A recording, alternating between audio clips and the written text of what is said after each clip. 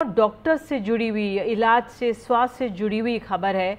अब कोलकाता में जो ट्रेनी डॉक्टर के रेप मर्डर के बाद जो इंडियन मेडिकल एसोसिएशन ने एक सर्वे कराया है, ऑनलाइन किए गए सर्वे में इसमें हिस्सा लेने वाले करीब 35% जो महिला डॉक्टर्स ने माना है कि रात शिफ्ट में वो सुरक्षित महसूस नहीं करती हैं। 35 महिला डॉक्टर्स ने माना है कि शिफ्ट सुरक्षित नहीं है और 45 डॉक्टर्स को नाइट शिफ्ट में ड्यूटी रूम ही नहीं मिलता है। कुछ ड्यूटी रूम में हमेशा भीड़, प्राइवेसी रहती है और प्राइवेसी नहीं रहती है। कुछ ड्यूटी रूम के दरवाज़ों पर ताला नहीं रहता है या आप अंदर से बंद नहीं कर सकते हैं। कुछ ड्यूटी रूम्स में अटैच बाथरूम ही नहीं होता है। एक डॉक्टर ने सुरक्षा के लिए चाकू रखने की भी बात मानी है। कुछ डॉक्टर्स ने इमरजेंसी रूम में गलत व्यवहार की शिकायत भी की है। कई बार बैड टच का सामना करने की बात भी एक डॉक्टर ने मानी है जो ये सर्वे किया गया है। सर्वे में 22 राज्यों के डॉक्टर्स शामिल हैं।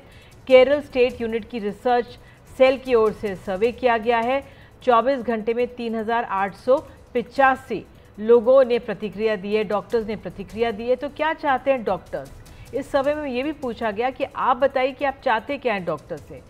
तो उनका कहना है कि सुरक्षित कर्मियों की संख्या बढ़ाई जाए, जो सुरक्षा कर्मी हैं उनकी संख्या बढ़ाई जाए, सीसीटीवी कैमरे लगाए जाएं, केंद्रीय सुरक्षा अधिनियम सीपीए लागू हो, विजिटर्स की संख्या सीमित हो, अलार्म सिस्टम लगे, ये भी महत्वपूर्ण है, और ताले वाले सुरक्षित ड्यूटी रूम हो। तो ये कोई बहुत बड़ी चीज़ डॉक्टर्स नहीं कह रहे हैं, बिल्कुल सामान्य सी चीज़ है जो अमूमन एक किसी भी दफ्तर में सुरक्षा के लिए होती है। सिर्फ वो बिल्कुल बेसिक चीज़ें मांग रहे हैं।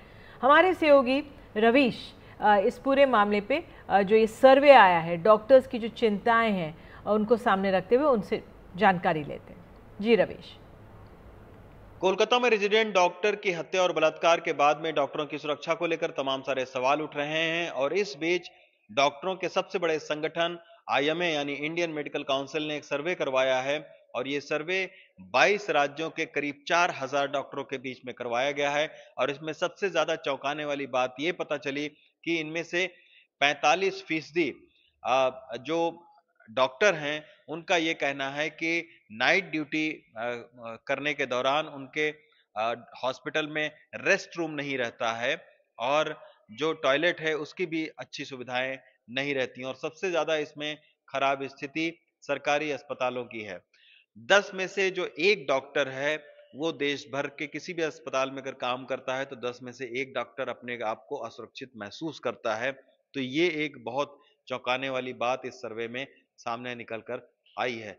इसके अलावा डॉक्टरों ने ये कहा कि ड्यूटी करने के दौरान तमाम सारे ऐसे अराजक तत्व हॉस्पिटल में आते हैं जो या तो नशा किए रहते हैं या फिर वो बहुत ज्यादा उग्र होते हैं, तो उनसे भी उनको जूझना पड़ता है। सर्वे में ये भी बात सामने निकल कर आई कि बहुत सारे जो अस्पताल हैं उनमें टॉयलेट की सुविधा नहीं है, सीसीटीवी नहीं है और नाइट शिफ्ट करने वाले खास तौर पर लेडी डॉक्टर के लिए पर्याप्त जो है वो सुरक्षा बंदोबस्त नहीं है।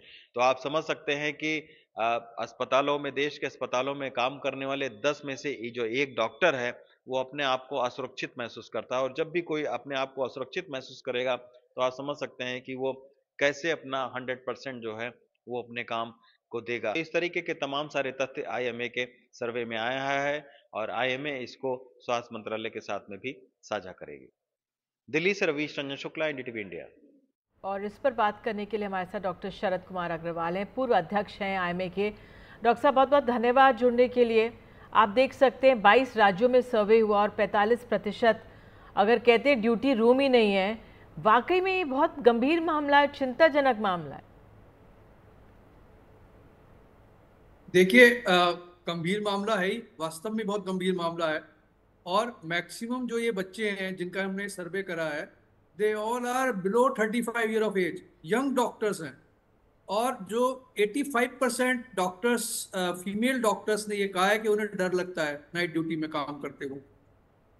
ड्यूटी रूम्स प्रॉपरली नहीं होते हैं और अगर होते भी हैं, ड्यूटी रूम के नेम से एक ड्यूटी रूम है भी, तो उसमें अटैच लैट्रिन बाथरूम नहीं होता है, उसमें कुछ प्रॉपर बेसिक सुविधा नहीं होती है। तो होता क्या है कि नाइट में मरीज का राउंड लेने 1-1:30 बजे 2 बजे, जब उन्हें थोड़ा सा ये होता है कि हम पढ़ाई कर लें या थोड़ा स्ट्रेच कर लें, तो उसके लिए वो आसपास के किसी कमरे में जो खाली होता है उसमें जाके वो मजबूरन उन्हें बैठना पड़ता है। और उसी का एक अंजाम है जो हमने कलकत्ता में देखा। और कॉरिडोर्स के अंदर लाइट्स नहीं है। जो बच्चा हॉस्टल से हॉस्पिटल तक आ रहा है उस रास्ते में लाइट नहीं है, प्रॉपर लाइट नहीं है। नाइट सर ड्यूटी में अगर कोई कारण आ क्या रहा है है, लेडी डॉक्टर साहब, डॉक्टर आ रही कारण है, क्या है या इसके डॉक्टर आ रहा पीछे? है। आप तो अध्यक्ष रह चुके हैं, कारण क्या है इसके पीछे? देखिए, कारण है इनसेंसिटिवनेस। हमारे सभी सरकारों की हेल्थ के प्रति इनसेंसिटिवनेस, ये कारण है। इच्छा शक्ति की कमी है। देखिए, इच्छा शक्ति हो तो कुछ भी हो सकता है। अभी भी कोलकाता वाले उसमें पॉलिटिक्स ज्यादा हो रही है, सीरियस जिसे कहते हैं कंसिडरेशन बहुत कम हो रहा है। अगर वास्तव में आप कुछ करना चाहते हैं तो क्यों नहीं कर सकते? ये छोटी छोटी चीजें आपने जो सर्वे में दिखाया, इनमें कोई इतनी बड़ी चीज तो नहीं है ना। अरे, जो मेडिकल कॉलेज 400 करोड़ का प्रोजेक्ट है, उसमें ये छोटी सी 2-4 लाख रुपए की चीजें नहीं हो सकती क्या? ये बेसिकली इच्छा शक्ति की कमजोरी है। ये केवल हर चीज पे पॉलिटिक्स करने की कमजोरी है। अगर आप एक सेंट्रल एक्ट बना दें अगेंस्ट वायलेंस, तो पहली बात तो किसी भी इंसान को हिम्मत, जैसे बैड टच की बात करी एक बच्चे ने सर्वे में, इमरजेंसी में आप खुद देखिए, आप दूर क्यों जाते हैं? आप दिल्ली के कुछ अस्पताल में देख लीजिए, सरकारी जी। अस्पताल में जितनी भीड़ होती है इमरजेंसी में, उतने वहां पे सुरक्षा कर्मी नहीं होते हैं। और bad touch is not with only doctor, nurses के साथ भी है। तो ये सब चीजें, मेरा तो यही आप लोगों से रिक्वेस्ट है, और आप बड़े अच्छे से चीज को उठा भी रहे हैं और सरकार भी सेंसिटिव है। इस मौके पे अगर सरकार इतना कर दे, एक एक्ट बना दे, central act against the violence, तो उससे लोगों के अंदर डर आएगा कोई भी गलत काम करते हुए। और दूसरा, जो हॉस्पिटल्स की ये कंडीशंस हैं, और ये केवल मेडिकल कॉलेज की बात नहीं कर रहा हूँ, इसके अलावा सरकारी अस्पताल भी देखिए, क्योंकि ये जो सर्वे हुआ है तो बच्चे हुए हैं जो मेडिकल कॉलेज में काम कर रहे हैं। जो सरकारी अस्पताल की स्थिति भी इससे कहीं अलग नहीं है।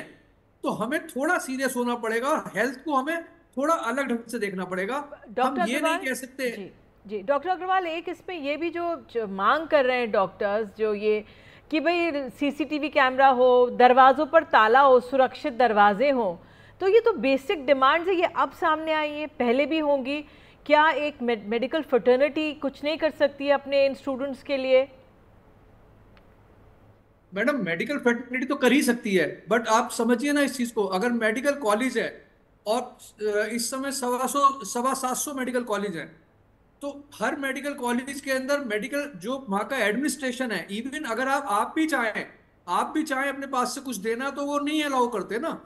जो एडमिनिस्ट्रेशन है वो इनसेंसिटिव है। मेरा इवन मतलब ये कभी कभी है, दुख होता है। जी मेरा डॉक्टर अग्रवाल, मेरा मतलब ये था कि जो डॉक्टर फ्रेटर्निटी अगर एकजुट होकर ये मांग करे, ये डिमांड्स करे कि भाई ये सब चीज़ें बेसिक कम्युनिटीज़ हैं, ये तो होनी चाहिए, तो क्या फिर सरकारें राज्यों की जागेंगी?